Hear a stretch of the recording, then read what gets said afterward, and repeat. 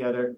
That's always an option for adult males to consider. But there's a special offering that he's going to be doing this next month and into May. So I wanted to turn a little time over to him to speak a little bit about that, and then we'll jump right into what we're doing tonight.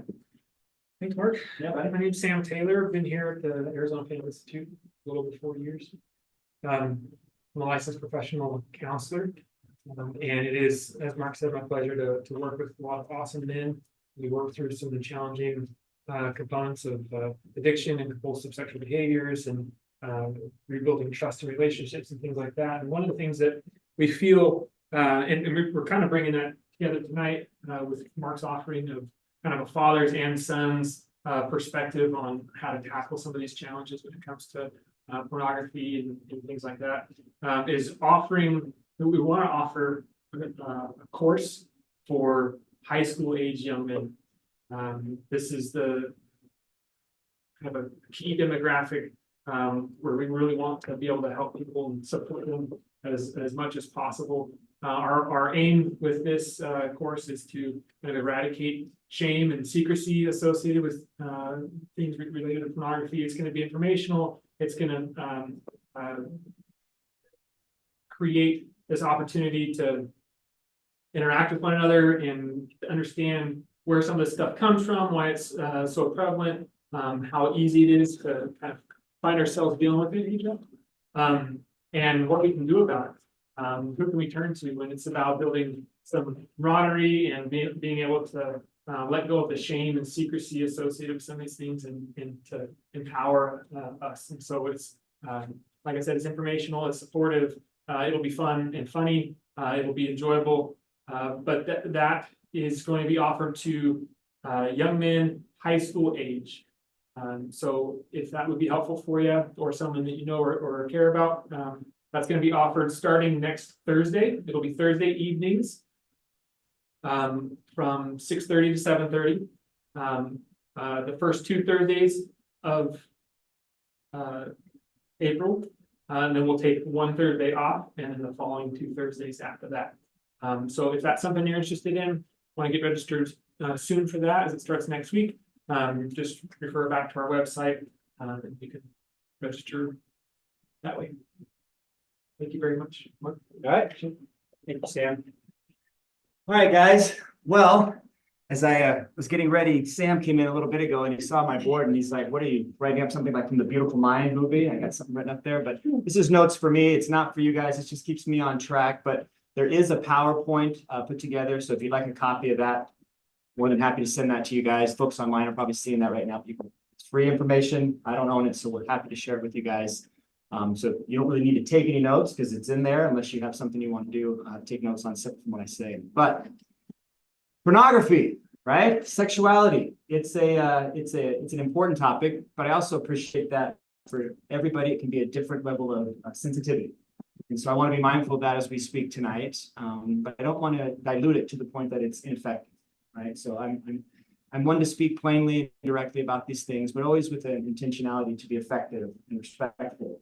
But I trust that each of you and those of you online are mature enough and capable enough to have this discussion in its normative and healthy form. And that's my intent tonight. My hope is that you will leave with at least an incentive and an increased motivation to speak more competently and thus confidently about this with each other as fathers and sons. And this, even though it said fathers and sons, this could be mothers and sons, mothers and daughters, fathers and daughters. It's really for any parent and their child. I just happen to be a father and I only have sons. And so this is a conversation I've had often with my 5 sons. They range from 11 to 19. And so being in this industry, they've heard more than they care to share about at this point. But I need you to speak up a little bit louder. Oh. Sorry. I don't know. Do I aim to the microphone here? Sure. Okay, I'll move my body Thank here. you. Hopefully that works for you. Nonetheless, this is an important conversation. You can turn that up? Yeah, go for it. I don't know. It's all the way up. All the way up. Yeah. We good? I'll project from my theater days back in high school. Okay? All right. However, we'll start with this. Pornography, the porn talk, right? It's essentially, affectionately, I refer to it as the new birds and the bees talk, because the birds and the bees talk that fathers and sons may have had back in the past is completely outdated. Okay, it's just not relevant for today's day and age. It doesn't mean that the intent behind it isn't good. It's just that we want to be effective. And we need to be mindful that what we talk about and when we talk about it is more than we used to and earlier than we used to. Okay. The average age that young males are exposed to pornography is 11 and getting younger. And that means there's a number of them that were even younger than 11 that are exposed to it. And certainly those that might be older, but at least by 11, most male boys, at least here in the civilized nation of the United States of America, have been exposed to it, and many of them in great quantities and great diversity. Such is the case that I began having this conversation with my boys when they were very young. And there's a number of ways that I've approached it. One of them, which I think is extremely important, is to speak about one's own childhood experiences exposed to pornography. So all of my boys, my wife, they all know my early life experiences with pornography. It was in junior high. I was living with my grandparents after my parents divorced. And I don't need to go into all the details just for time's sake, but there was this little forest, literally little forest. It was maybe the size of this building. And it was a place that me and buddies would go when you play army and war and whatever. Back in the day, we didn't have cell phones and such. So you actually went outside and played, and that's what we did. And there happened to be this bush that I was sitting next to, and noticed that there was some magazines sticking out from underneath something. So curious enough, I kind of took a little peek, and I'm like, ooh la la, what is this I have found, right? Still in the middle of war games, so it wasn't time to look at it. So we finished war games, everybody went home. Then later that night, what did Mark do? Went right back out to that forest and looked for that spot where that stuff was, and pulled it right back out. And I remember very vividly what I saw, right? Those pictures are still there in my mind if I choose to conjure those up, which I don't regularly try to bring up in my mind, right? But that began a process of me becoming very, very curious about what I was seeing. Nudity, sexuality, things that were not spoken of in my home, things that were not taught to me in any specific way. But I knew that I was very curious and intrigued, right? And so part of that process was I stole some of this pornography and took it and hid it under my bed at my house, used it infrequently, but frequently enough, because it wasn't really safe to pull it out in my house because there was simply eyes everywhere. But eventually I felt guilty enough that I'd stolen somebody's pornography. So I went and returned it, right? And then there was a series of things throughout my adolescent and young adult years where there was on-off exposure to intentional and unintentional, and certainly masturbatory behaviors that associated with that. Now, my boys all know this, and I have no shame telling them this. I'm in a state in my life where I'm more mindful that they need to know what they need to know and empower them, but I need to protect any secrets I have about my past. And to this date, none of them, come on in, please. To this date, none of them have ever indicated any concern towards their father that he had looked at porn when he was a kid and a young adult. And I've found it very engaging because it's allowed them to be free to come talk to us about their experiences. And every one of them has been exposed to pornography in spite of all of me and my wife's best efforts to protect and prevent. This world is more powerful than any two sets of parents. It's going to happen, okay? Now, it doesn't mean don't try. It doesn't mean don't try to protect and watch over your young ones. But it's more important that you be willing to have the conversation ahead of time so that they feel capable and confident to bring it to you when they've been exposed. And so that's a conversation that comes up naturally and regularly. If something's on TV, if something's on the radio, like one of my sons is dating a girl, it's just like, just talk about porn and sex and all these things. And we keep it very open topic. Now, the pornography that I saw, that I'm sure my dad's generation saw and my grandparents' generation saw, is not what we have now, okay? What we had back then, I refer to it as static, and it was on the edge of taboo, right? It was just right there, just enough scintillating, and there was enough decency laws that actually prevented pornography from going beyond a certain point, okay? Because it was print. Well, that's no longer the case. And before I get any further, let me just make sure we're all clear. What is pornography, right? Like that's the $1 million question. It's pretty straightforward. It's imagery or words used for sexual arousal. And we're going to speak a little more about what this might mean, because in the past, that might have been a VHS video that somebody would have rented and taken home or watched at an adult bookstore, or some print pornography. Today, you can still get that, but that's more kind of novelty. What we have are chat rooms, social media apps, movies certainly, but dating and hookup apps, OnlyFans pages. There's so many different ways that we can get exposed to something that is scintillating, sexual, titillating. And if you have a cell phone and you have access to the internet, you have access to all of that, okay? So if your kids have a cell phone and it's not blocked or monitored in any form or fashion, or only slightly, they can have access to this. Even when you attempt put in some safety measures and blocks, kids are smart. Hey, tip of the hat to them. They figure this stuff out. They've got their peers. They all figure out ways to work around this stuff. They're pretty good at looking over your shoulder and catch up a password. They figure it out. They figure it out. So this is just a smattering of ways that we can be exposed to something that is sexually explicit for the purpose of sexual arousal. Okay. But now, what's different? Today we have what's known as high-speed internet. That started in the early mid-90s and started getting better and better from AOL dial-up to something bigger. And so now this is a big game changer. Because with high-speed internet, what happened? Right? Pornography went from something I had to go to a bookstore for, or something that I could go out to Little Forest to look at, or hide under my bed, right?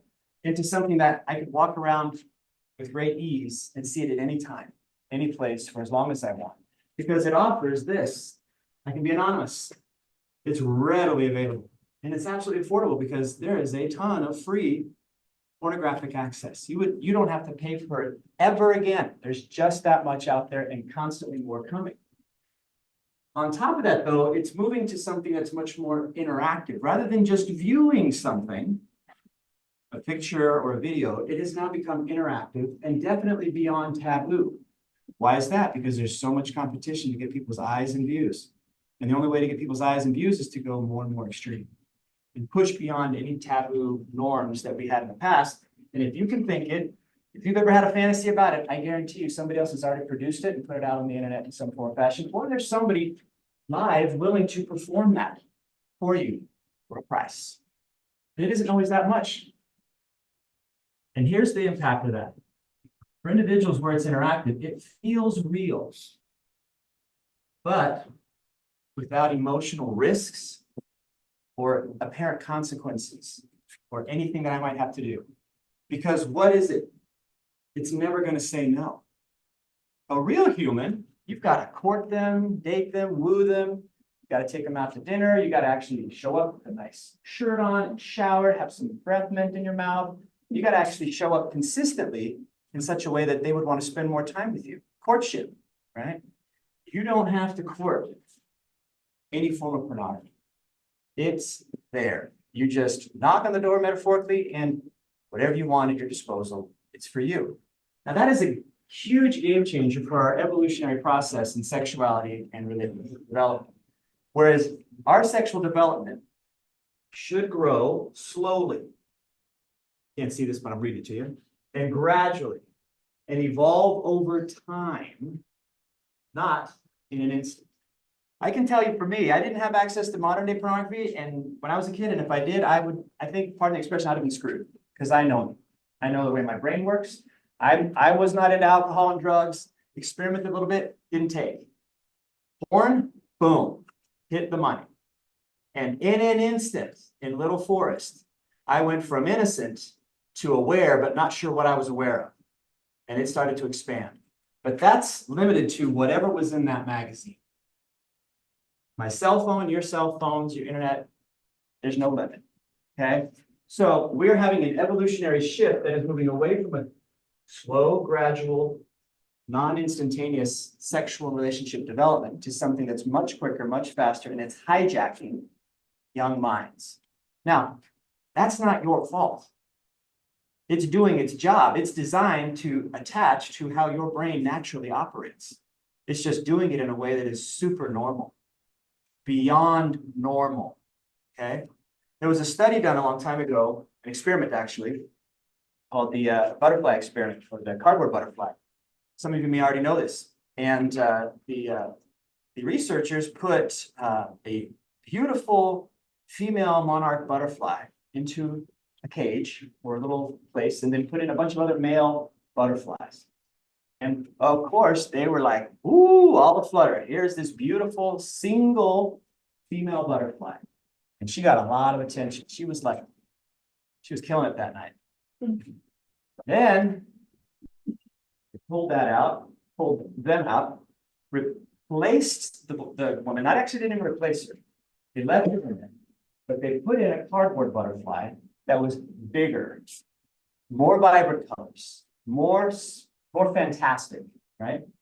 And fairly quickly, these male butterflies began to ignore the actual female butterfly and started focusing on this cardboard butterfly. It's inanimate, it never moved, it didn't do anything, it just sat there. And these male butterflies attempted to even mate with it. They were so taken and smitten that this female butterfly had the real one, the live one, didn't stand a chance. Because now these male butterflies were being hijacked by something that was super normal, was beyond real, but because it was so much better than what they had been used to, of course they're drawn to it. And that's exactly what porn will do for us. It'll move us quick and fast away from our natural development and into something that we've never been designed for.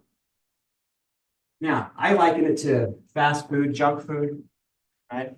You can go anywhere in this city and you can find a fast food restaurant.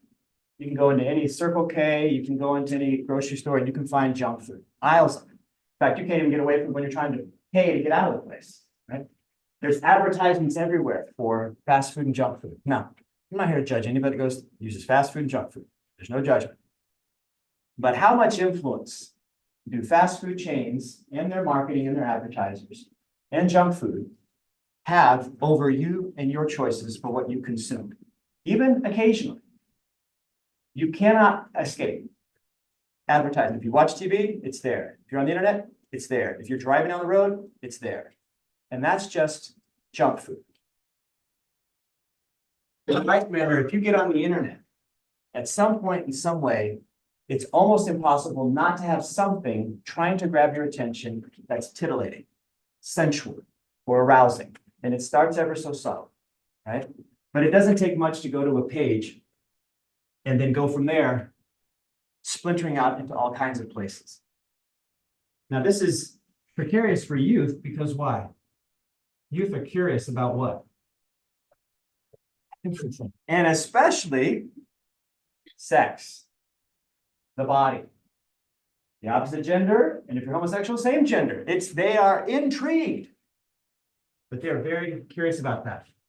However, and this is no judgment for anyone. I'm going to say this right now, no judgment. I went through very similar experiences as a kid growing up with my family, but it's important to ask yourself this question. It's just rhetorical. What did or does your family or your faith tradition teach you about sex? What was it that they taught you?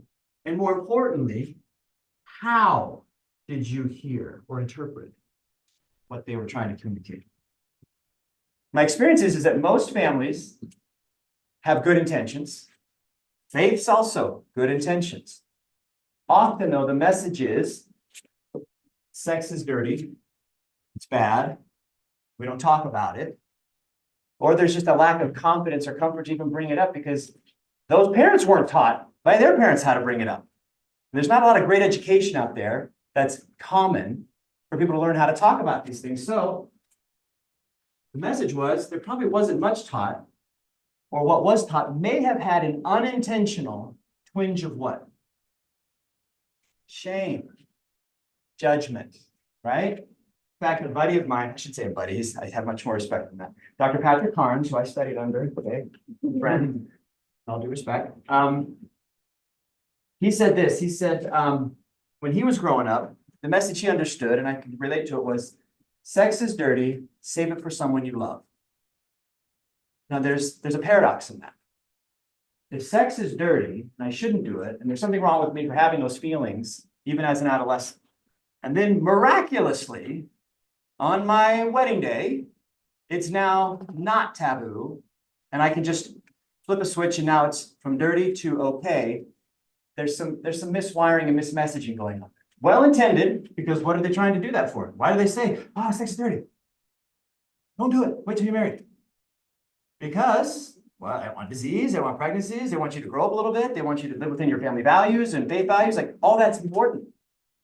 The vehicle for communicating that, though, sometimes gets a little sideways, gets truncated. And it's not intentional. That's why I say I have no judgment on it, but this is a factor that continues to influence the messaging. There's fear, discomfort, insecurity, lack of confidence, and often, and I've heard this enough, parents will say, we talk specifically like you're talking, Mark. Won't that just increase their curiosity? Won't they just go out and have sex? And I said, wow, actually, no, but I can appreciate why you think that. Because research and time again, and studies show time and time again, the more information children have, the better decisions they usually make. Less information sets them up for less than ideal choices. They have to go somewhere else to get the accurate information. They have to go somewhere else to discover why this might be taboo or not taboo. And they go to that expert down the street who's another 13-year-old boy who seems to have just a little bit more information than them, and now they're educated, right? Or they can just get on their phone, look for some porn or some sex article, and now, oh, they're fully educated, but you have no idea what information they're getting, right? And how it's been vetted, and if it's even accurate or healthy, or certainly not age appropriate perhaps, because some of the dialogue and languaging may be a little beyond what that kid's age should be getting. And the person that they most need to hear it from is their parent or their guardian. Whoever's the one raising them is the ideal candidate to share it with them. Because I remember this, it's like if you've ever read stories to your kids, you dads that are here, right? You read stories to your kids when they were young, whatever it was, and then you don't have the book one day, and the kids are like, hey, read that story. I don't have the book. Well, just tell a story. Like, okay, off the top of your head, you're trying to like remember how did the story go, and you're kind of ripping through it, and you go, yeah, and then they were sitting under that pecan tree, and they're like, no, it was an oak tree. What are you talking about, Dad? Not a pecan tree. Oh yeah, oak tree. Da da da da da da da. And then they were by the river. No, they were by a lake, Dad. What are you talking about? By a lake. Oh, okay, that's right. The point of that is the first message they get is usually going to land the hardest and last the longest. So who would I want giving that message to my kids more than me? Now, I don't have to be perfect at it as their dad. I just want to get there first and most frequent, such that whatever they're exposed to thereafter has to bump up against what mom and dad have shared. Grandma, grandpa, uncle, aunt, whoever. What have they said about this?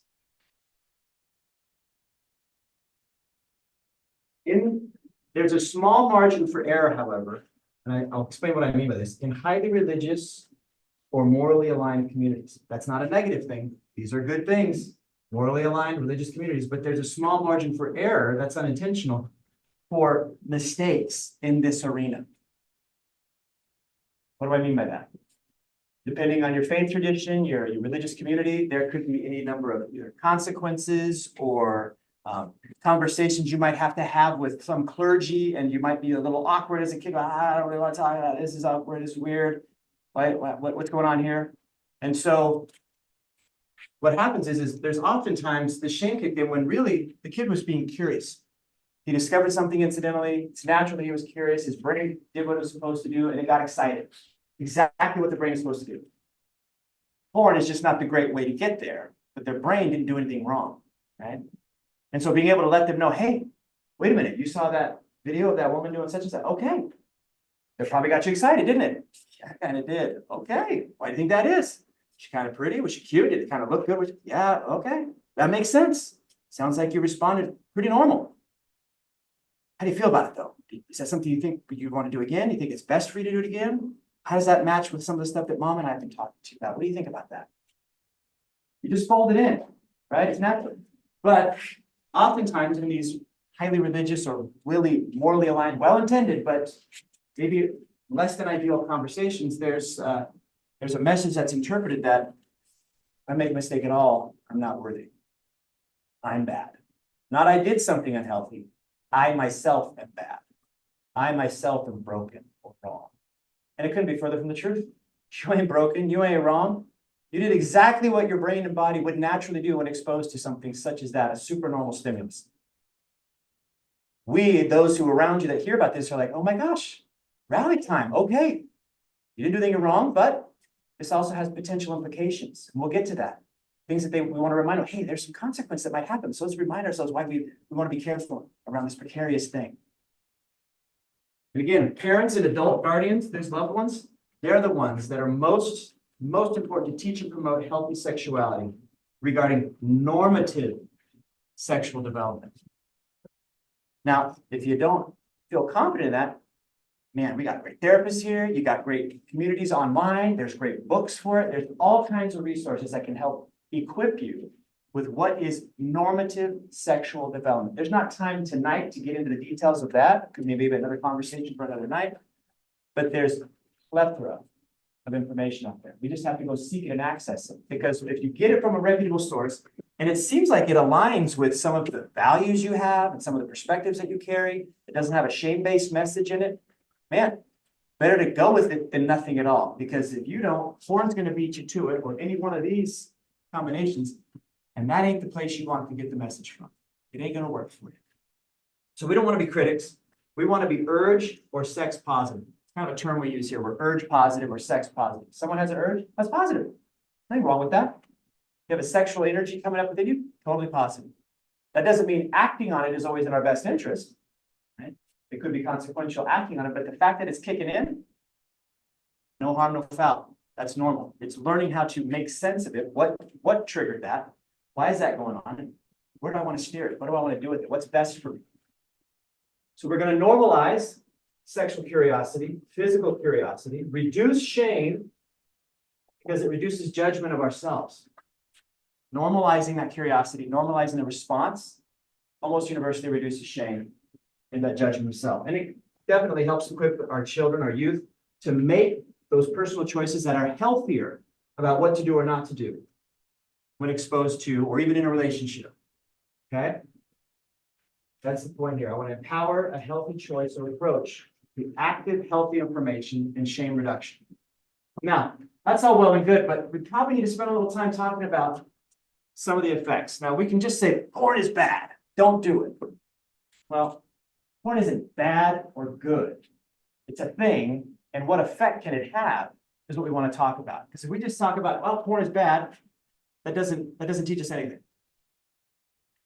We all have a proclivity or an inclination or a predisposition towards modern digital age porn. Because it's so intense, it's so in your face, it's so readily available, we are almost hardwired to be so highly responsive to it.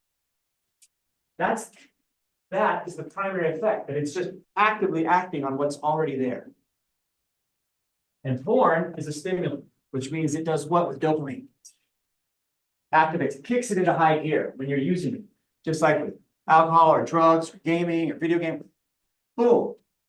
However, the brain is a cool thing. It's really interesting what the brain does.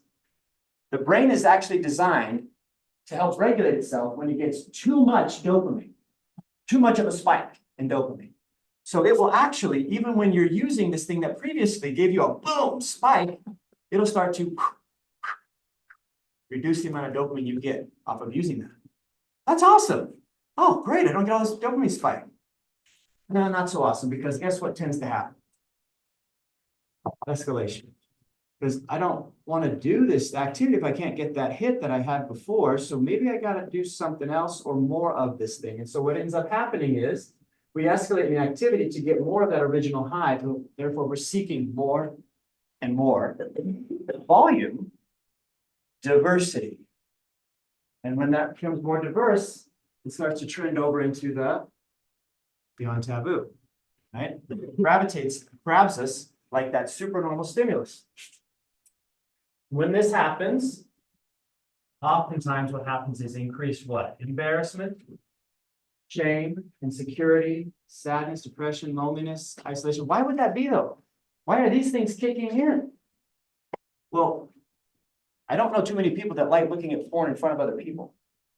They don't usually engage in their private sexual behaviors in front of their friends, their family, people they might be interested in dating and so forth. It's a very private behavior. And they don't usually like to just do it for a couple minutes. Because, man, I can't even get on Instagram things to check my family feeds without, I start scrolling through, oh, that's really cool at ESPN and then what the heck, oh my gosh, time.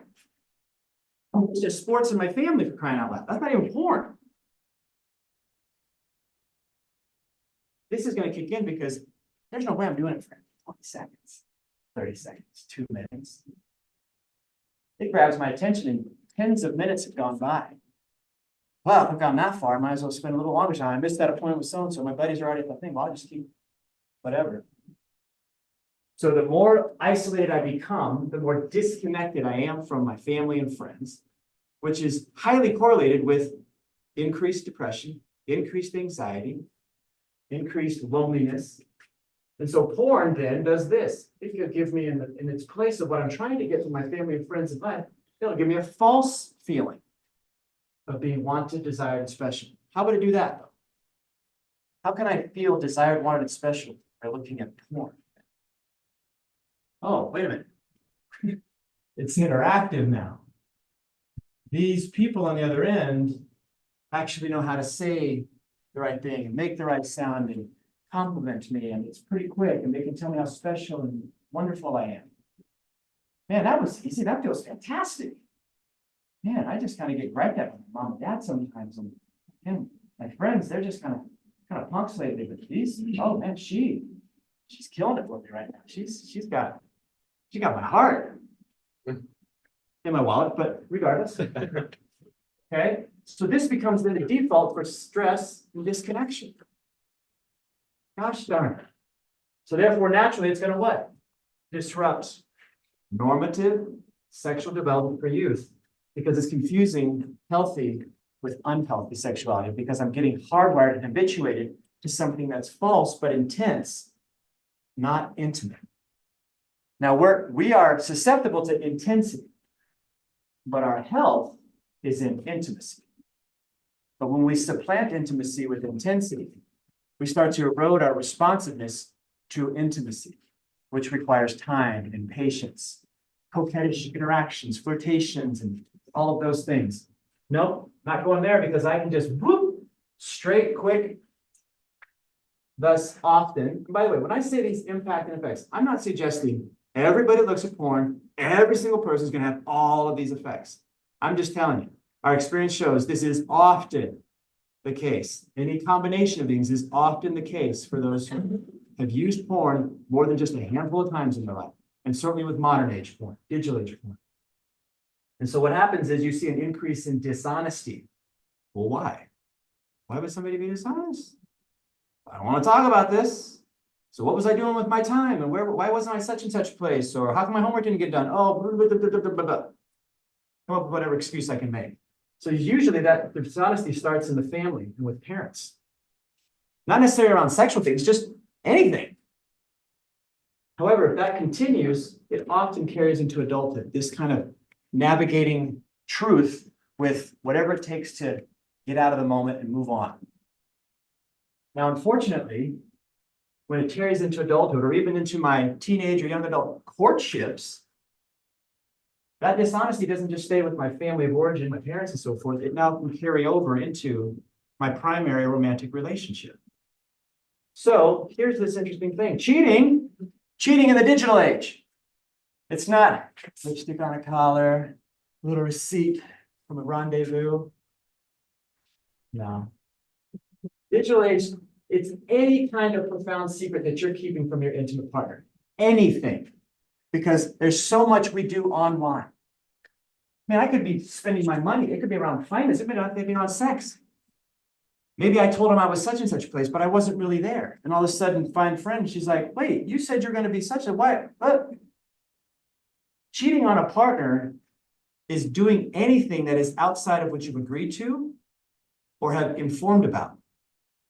And when it comes to sexual activity that the other person doesn't know about, even if it's just porn, which if you ask your partner when you're in a relationship, if just porn is just porn to them, rarely are you going to go get a response and be like, oh yeah, it's just porn. No. Your girlfriends, your partners, your wives, whoever, they aren't fond of this. Now, they might say something on the front end, oh yeah, everybody's kind of doing it, I get it. But when it's you, their partner, oh, it's a game changer, right?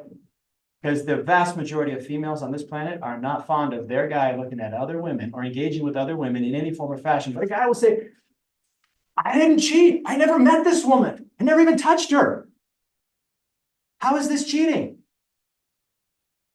Well, I'm engaging in a romantic or a psychological or a sexual intriguing way, which is highly offensive to one's partner. My hunch is you wouldn't be okay with the inverse. If your girlfriend or your wife was on some OnlyFans page and some guy was showing his junk to her, doing any number of sexual things, wooing her, you would be highly offended, highly uncomfortable with that. And rightly so. So cheating, origin story is the dishonesty. Typically, when we're young, we get into a pattern of dishonesty around any number of things. And now it's just our way of navigating discomfort, getting out of a sticky situation. And honestly, I've gotten so numb to it, it's not even a moral thing that I'm doing. It's not even moral for me. It's problem solution. Just like a kid, he goes over and mom's made some chocolate chip cookies and she said, don't grab them and eat them. She's out of the room and I snagged one. And then she comes back and she's like, hey, who got that cookie? Problem. Mom finds out that I ate that cookie. I might get in trouble around it or spanked or whatever. Solution. Not me. Probably Joey. He looks guilty. I don't know, maybe the dog. Something. Not me. And she's like, oh, yeah, that's probably right because Joey did it last week. Boom, she got that. No moral thought about it. It was a problem and a solution. Now that's a big deal when we get to a place where honesty is just a thing that's convenient or inconvenient. And dishonesty is just a way to navigate discomfort. We do not want to get in the habit of it. Now, here's one. PIED stands for, this is real, boys. This is actually happening more and more clients are reporting this. Porn-induced erectile dysfunction. What does that mean? It means that there are young males, teenagers and 20s, that are consuming such a quantity of pornography in any of these various forms and masturbating with great frequency to it, such that when they get into a partnership with an actual woman, their ability to perform and to enjoy sexual connection with them is significantly reduced. Now, that is a tragedy of tragedies when we can't actually enjoy actual sexual connection with our partner in the way that it was designed, because our equipment is not responsive to it. It's now responsive to a hand or an object and a visual or an interaction that is not actually tactile with the person I'm close to. Disrupting that, boy, that's enough for me to be like, ooh, I don't want to lose that. Now, here's the beauty about this. This can be reversed. We're seeing a lot of this reversed, but what's the key ingredient to reversing it? Gotta stop using porn. And it takes a season. There's some time that has to go where I'm not looking at porn, I'm not masturbating to porn, I'm not orgasming to porn, because I have to let my body rewire and readjust. But it's real. Another one of the consequences, it can uncover unwanted parts of our arousal template. Arousal template, big fancy clinical word, just means the stuff that I get turned on by. Now, we don't get to choose what turns us on. Stuff just turns us on. Now, it could be I'm born with a certain tendency or inclination. I was exposed to certain things. Maybe I was abused in a certain way, and now I've got a fetish around that. Regardless, we don't choose what turns us on. But if I'm looking at a bunch of porn that's all kinds of diverse, but things that I probably never really imagined I would do in real life anyway, because most of that stuff isn't stuff that most people are doing in real life anyway. And yet, I'm getting turned on by it. I'm now expanding into an area of my arousal template that may have already been there, but latent and not necessarily important for me to activate. But now, with this activity, it's now intensely up. I'm gonna make sure I say this. When it's paired with, especially with masturbation and orgasm, it's a key ingredient there. then it intensifies the draw, and then it can become an active part of our arousal template. Something I never would have thought I was going to do now is something that I'm doing. And oftentimes there's a shame component coming to that because, oh my gosh, I can't believe I did X, Y, Z. I can't believe that's a behavior that I'm involved in now. Oh my gosh. So even more secrecy, more shame. And unfortunately, when we have all of these types of deals that come from it, what's one of the quickest things I can do to escape the feeling of those feelings? Right back here. It's a positive feedback loop. The more I do this, the more I do that. The more I do that, it increases this feeling, and I do it again to get away from it. It produces the very sensation that I'm trying to get away from, and then I use that behavior to get away from that sensation or to create more of it. This is just for information. Just want to share with you that a lot of people ask, like, well, how much porn or how much XYZ behavior or such and such means you have a problem or you have an addiction. There's no answer for that. It's never the amount or even the type of sexual behavior involved.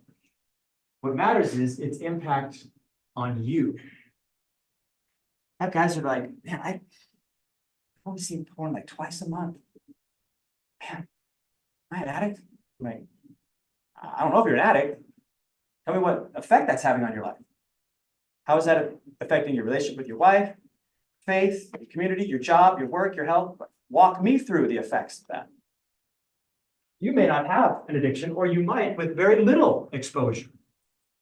There's alcoholics out there that they get one drink, they're done, but they're just drinking once a month, but it wrecks them.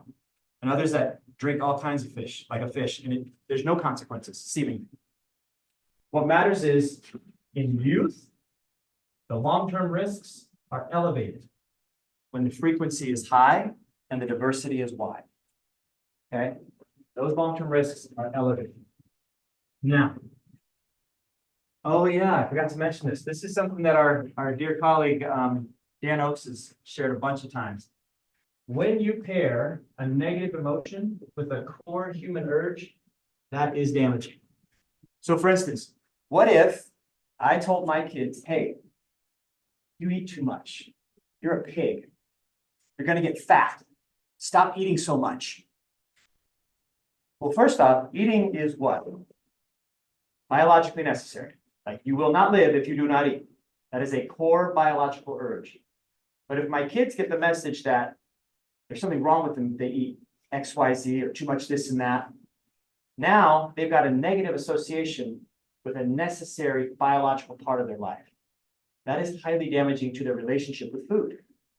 Well, what if I do something similar with sex? That's where we come back to this shame thing. When the message around sex is that it's dirty, it's bad, it's wrong. But sex is not dirty, bad, and wrong. It's a natural biological response to life. There's ways to engage in it that are healthy and functional. There's ways that can be damaging, but ultimately, to pair it with a negative emotion, now anytime I have a sexual urge or desire or want to act in that way, even if I'm in a partnership or a committed relationship, I may still have anxiety, angst, feel uncomfortable about that behavior. We never want to send a message intentionally, and certainly if we've done so incidentally, we want to try and clean that up, that there's nothing negative about core biological and human urges and drives. There can be unhealthy ways to engage in them, but the core of it itself is never unhealthy. I had this. What time? Oh. So there's good news, folks. Da-da-da. You guys can see this. Doesn't matter. I'm going to read it to you anyway. This here is just an acronym. It's called BLAST. B-L-A-H-S-T. It just stands for bored, lonely, angry, hungry, stressed, tired. Those are some examples of what might be a trigger for these behaviors. When we want to live in our health, we want to make sure that if we're being triggered or urging on something, go ask some of these questions of ourselves. What might be going on with me biologically or environmentally that may be putting me in a more vulnerable position to want to go look, having habituated myself to this. However, the beauty is that we can heal and grow, but again, that porn has to stop. But I tell this to my guys over and over again, there's low-hanging fruit right away to help us live in our health. And this is the stuff that I'm most invested in. We can teach this till we're blue in the face. Don't do porn. Okay. I'm not about don't, stop. I'm about, hey, let's start something in its place, okay? Because the best, most effective way to disrupt an unhealthy behavior of any kind is to implement new behaviors, not white knuckle and try to stop the old one. Because the old one is trying to serve a function, and if you don't replace it with something else that's healthily serving that function, your options usually get narrowed back to that old behavior. So the low-hanging fruit, I've circled this because this is paramount.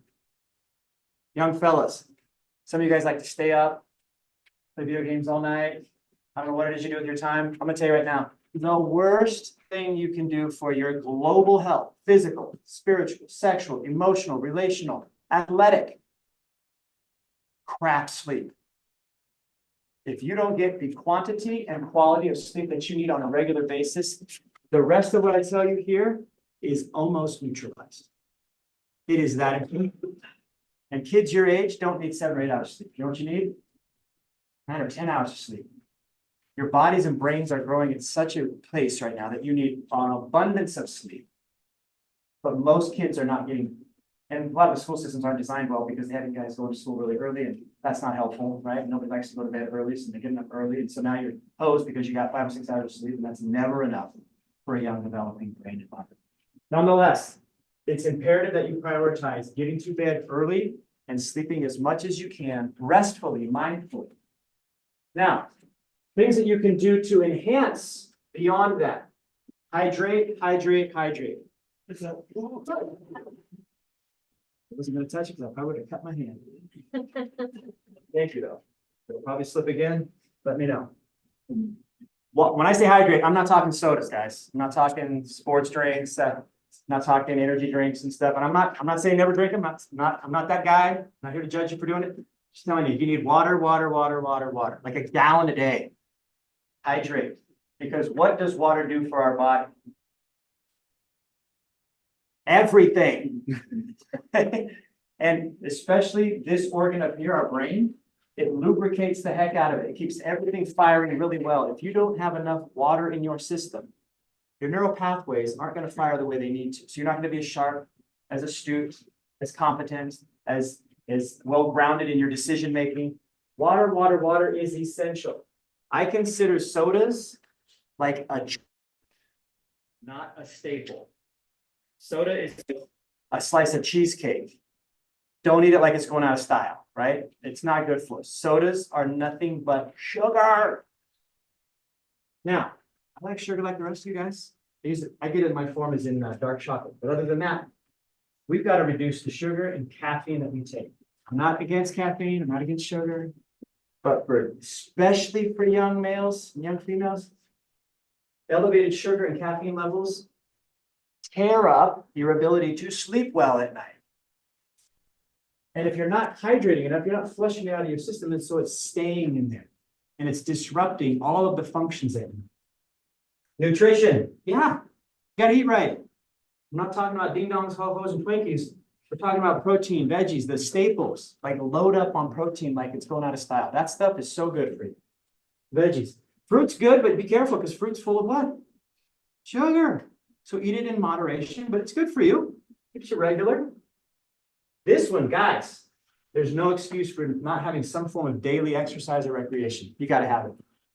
30 to 45 minutes minimum every day. I don't care if it's aerobic, anaerobic. I don't care if you're on a bicycle, lifting heavy weights. You got to be doing something to move your freaking body every day in some form or fashion that is challenging, not convenient. And definitely get some outdoor time every day. Every day, get outside. I don't care if it's the dead of summer. Get outside, jump in a pool. Come back in the house and get a shower if you're super hot. So this one's a really critical one. And we're learning more and more about daily sun exposure, but particularly at sunrise and sunset. Now, I'm not going to go into all the science behind it because we're short on time, but being able to get out and don't stare right at the sun, but look in the direction of the sun, let it soak in for about 15 minutes at the beginning of each day when the sun is rising, and as it's setting, another 15 minutes. What it does to your circadian rhythms and balancing out your nervous system, it's fantastic. Fantastic. Guys, I don't know how many of you have a clean or organized room, but probably most of none of you. Okay? Clean, organize, rearrange a bedroom. This has shown time and time again, when you rearrange a room, you clean a room, you organize a room and do it regularly, it sets the tone for your day. It sets the tone for your environment. It sets the tone for your attitude. You got a crappy, messed up room, you're lethargically approaching your day. Make your freaking bed every morning, guys. I'm not saying tuck it in like military perfect. Just cover it with the sheets, put the pillows where they need to go. If there's a throw pillow, mom will be super thrilled, okay? But that's your first victory of the day. Because the rest of the day, you might have all kinds of adversity and obstacles and struggles, but if you've made your bed, you have won the morning and you set the tone for the day. And when you come home and you've had a crap day, guess what? My bed. It's all made. Still a victory, okay? But there's something powerful in those kind of regimens. Read or do podcasts or audiobook. Increase learning in different areas, not just what's convenient, right? Go get invested in something that challenges your mind to understand different concepts. Music, and I'm not talking about death metal, okay? Something soothing, something relaxing, something that's uplifting. Now, that doesn't have to necessarily be church music. If that works for you, great. It could be nature sounds. It could be a really cool artist that just has some really cool vibes. For me, it's John Mayer, man. John Mayer does it for me. Me and my wife, we can all day long we can listen to him. But you've got to have some kind of music with some regularity that you're listening to that just kind of sets your template for the day. Now, if you want to listen to hard rock once in a while, yeah, go, knock it out. But that can't be your staple. And certainly don't leave it on high volume with your AirPods in your ears. Terrible, terrible.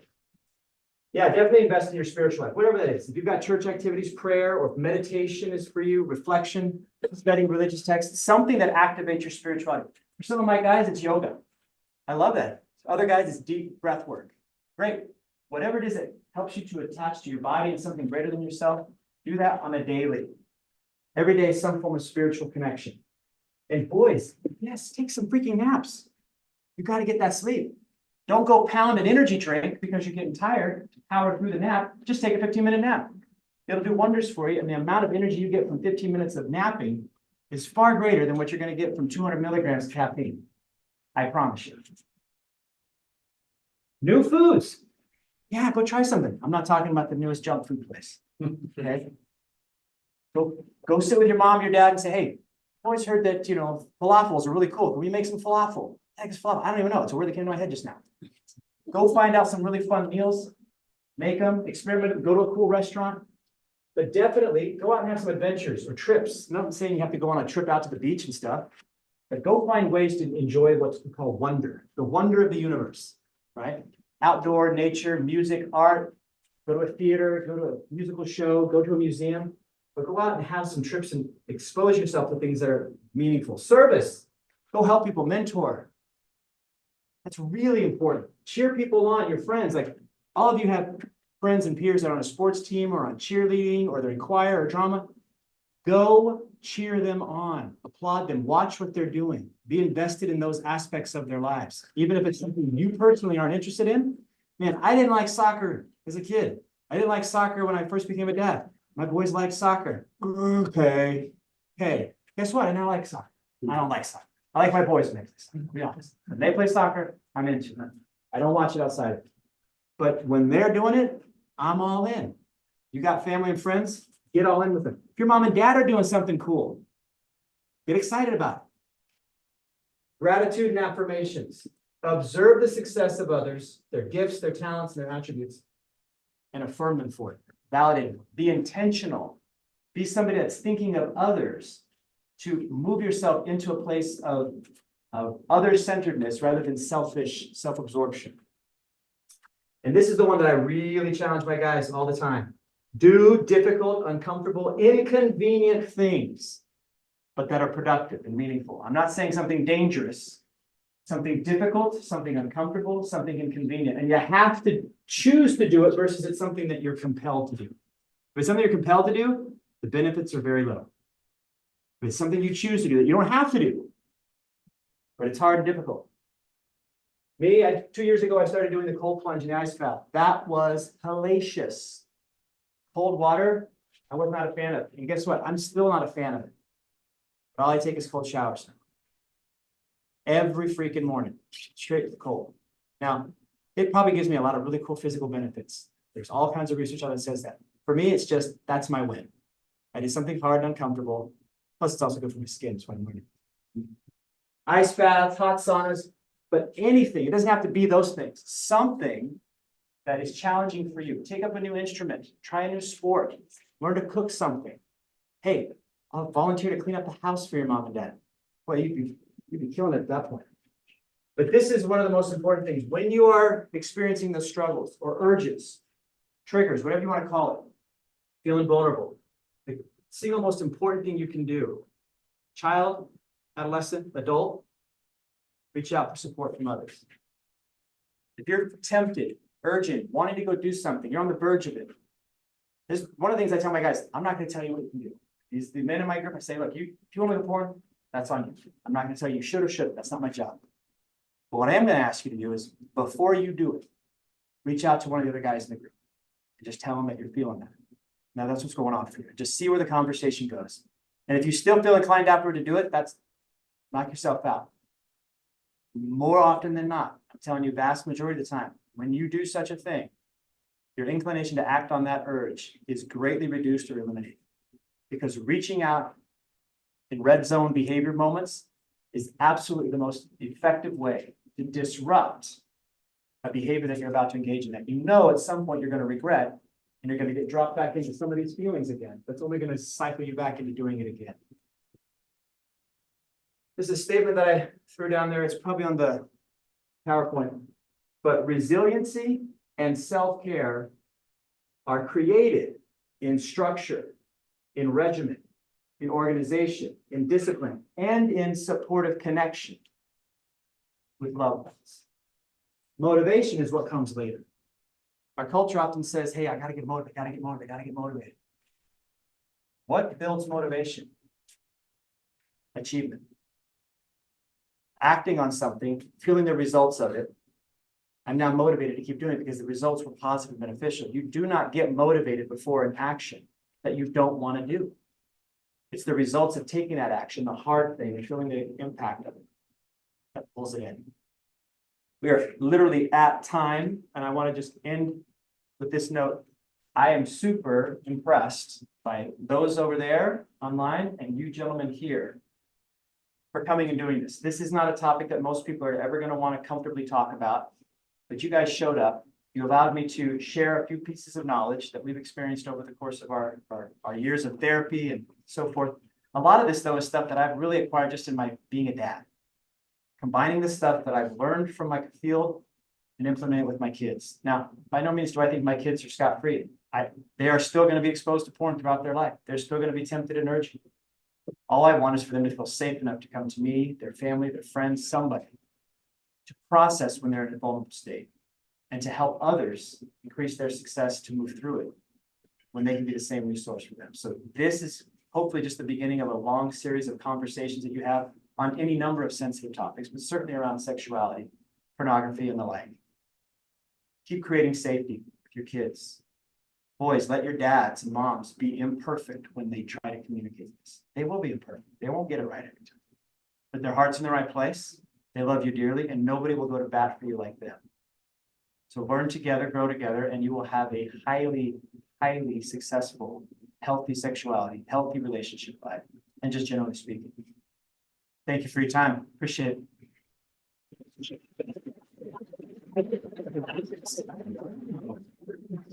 You want to do a little Q&A, that's fine. We have about 5